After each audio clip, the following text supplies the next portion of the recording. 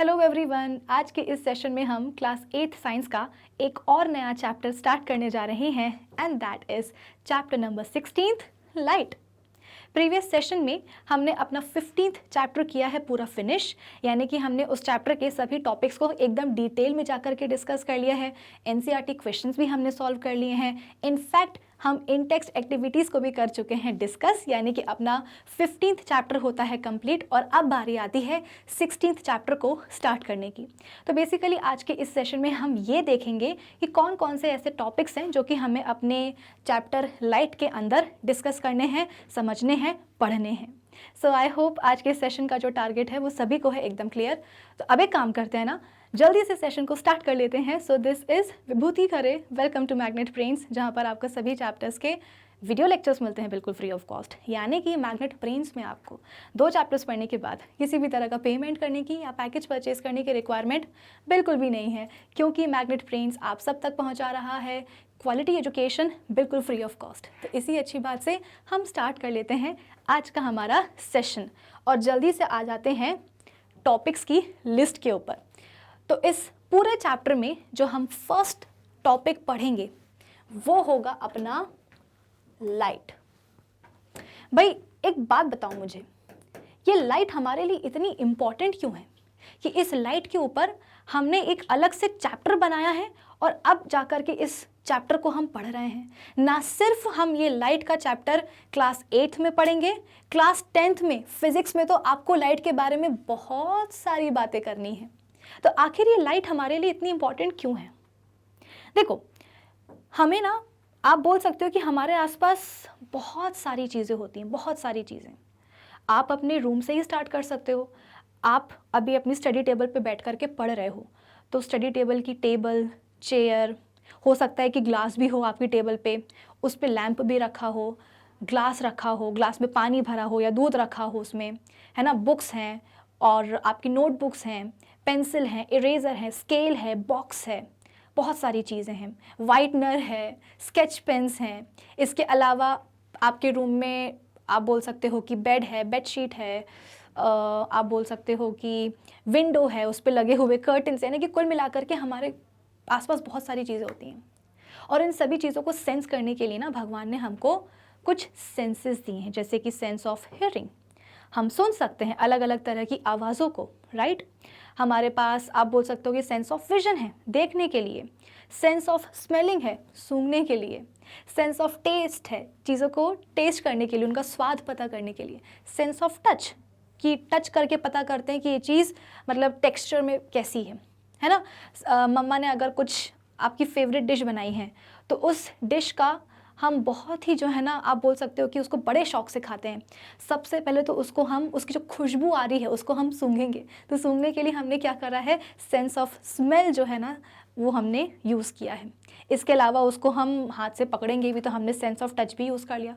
उसको हम खाएंगे भी तो आप बोल सकते हो कि आपने सेंस ऑफ टेस्ट भी यूज़ कर लिया, है ना। पूरे उसके मज़े लेंगे खाने के, अपनी फेवरेट डिश के।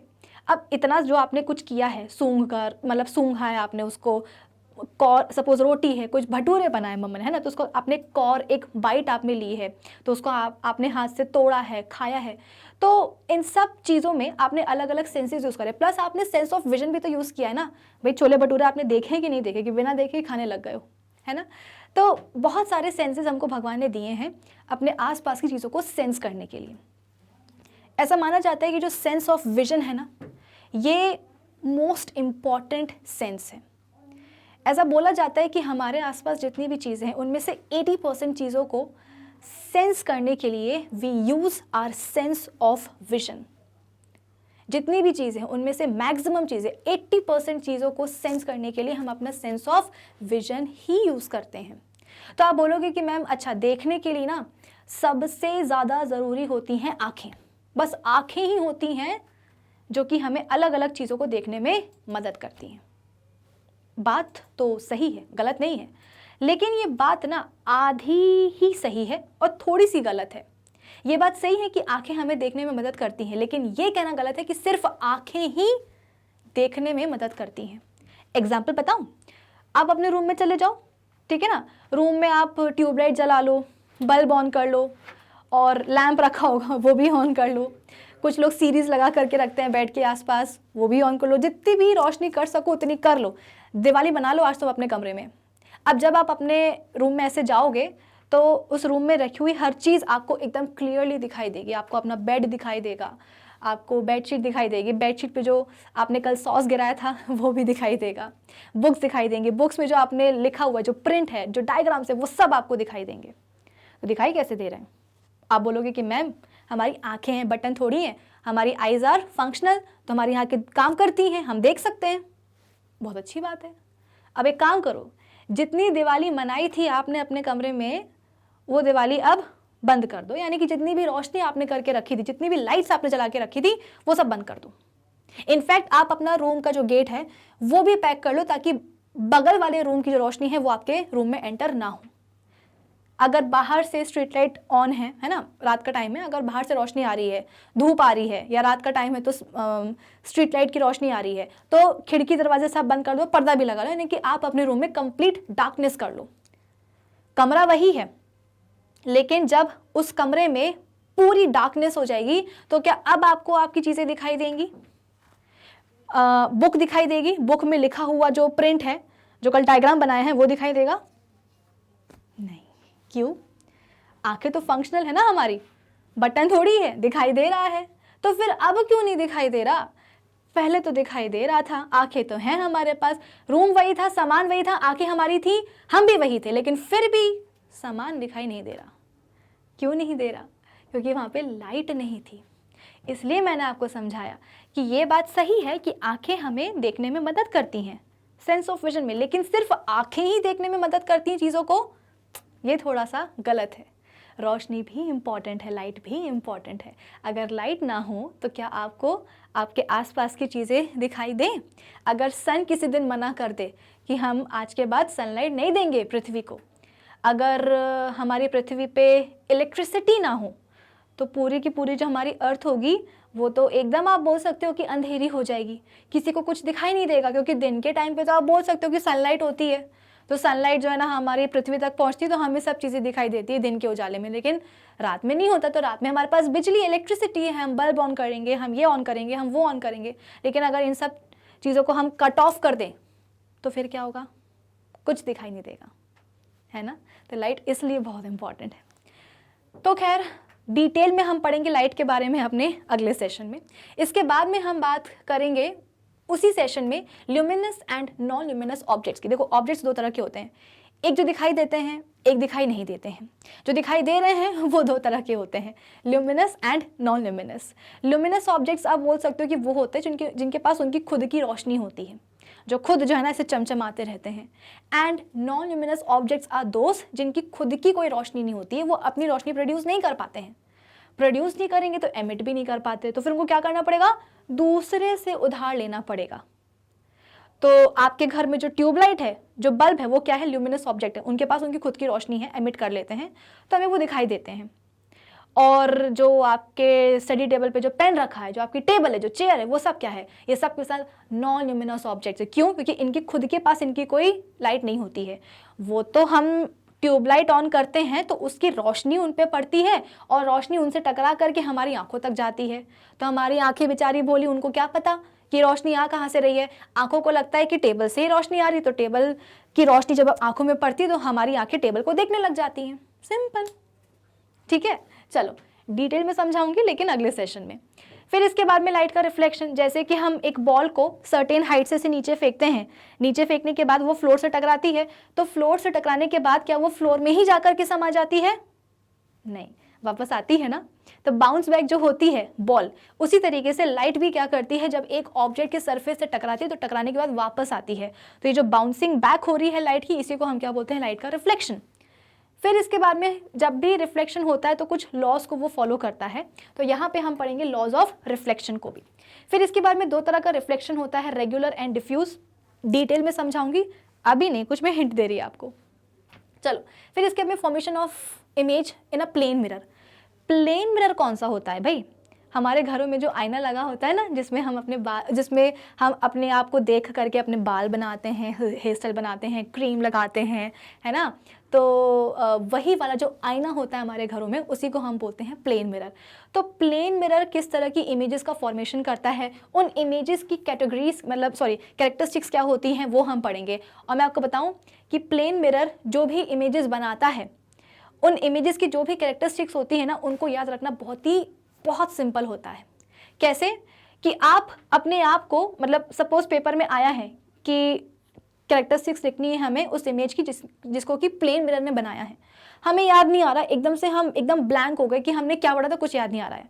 तो आप अपने आप को इमेजिन करो कि आप कहाँ खड़े हो, अपने घर के आईने के सामने खड़े हो। तो आईने के सामने खड़े रह कर के आपकी किस तरह की इमेज बन रही है, बस उस इमेज के बारे में लिख दो। सुनने में आपको अजीब लग रहा होगा ना, लेकिन जब मैं पढ़ाने पर आऊँगी तो आपको समझ में आएगा कि अरे मैम ने बिल्कुल सही बोला था, बहुत ही सिंपल होता है। फिर इसके बाद में reflected light can be reflected again. अगर एक बार लाइट किसी सरफेस से जाकर के टकरा गई है तो वो टकराने के बाद जो लाइट होगी ना, वो किसी दूसरी जगह भी जाकर के टकरा सकती है, ठीक है। फिर इसके बाद में मल्टीपल इमेजेस एक साथ भी बन सकती हैं। फिर इसके बाद में ये जो है ना, ये एक बहुत ही बढ़िया सा क्या होता है, ऑप्टिकल इंस्ट्रूमेंट होता है, कैलाइडोस्कोप। कैलाइडोस्कोप आप बोल सकते हो कि ये एक ऐसा ऑप्टिकल इंस्ट्रूमेंट है जिसमें कि हर बार अलग अलग पैटर्न्स बनते हैं, ठीक है ना, कई सारी इमेजेस बनती हैं। इसके पास रिफ्लेक्टिंग सरफेसेस बहुत सारे होते हैं। तो क्या होता है, ये कैसे बनाया जाता है, सब पढ़ा दूंगी। फिर सनलाइट क्या है, वाइट या फिर कलर्ड। आप बोलोगे कि मैम ये कैसा बच्चों जैसा सवाल है, तो सवाल होने नहीं चाहिए था। क्यों, सनलाइट तो वाइट लाइट होती है, जबकि ऐसा नहीं है। सनलाइट बनी होती है बहुत सारी कलरफुल लाइट्स की। हाँ, जब सनलाइट हम तक आती है ना, तो आप बोल सकते हो कि ये सनलाइट की जो डिफरेंट कंपोनेंट कलर्स होते हैं ना, वो हमें दिखाई नहीं देते हैं, हम उनको डिफ्रेंशिएट नहीं कर पाते हैं। अदरवाइज वो जो रेनबो कलर्स होते हैं ना, violet, indigo, blue, green, yellow, orange, red, ये सब कंपोनेंट कलर्स कहाँ प्रेजेंट होते हैं, सनलाइट में, बस हम इनको डिफ्रेंशिएट नहीं कर पाते हैं, ठीक है। फिर हम बात करेंगे ह्यूमन आई के ऊपर, यानी कि अभी तक तो हम क्या पढ़ेंगे, रिफ्लेक्शन पढ़ेंगे कि किस तरीके से लाइट जो है ना चीज़ों के ऊपर जाकर के टकराती है, टकराने के बाद हमारी आंखों तक पड़ती है, तो वो चीज़ें हमें दिखाई देने लगती है। कभी कभी ऐसा होता है ना कि डस्ट पार्टिकल्स है हमारे कमरे में, है ना, हमने एकदम से खिड़की खोली, सूरज की रोशनी आई, सनलाइट जैसे ही उन डस्ट पार्टिकल्स पे पड़ी तो हमें हवा में ऐसे डस्ट पार्टिकल्स ऐसे उड़ते हुए नजर आते हैं।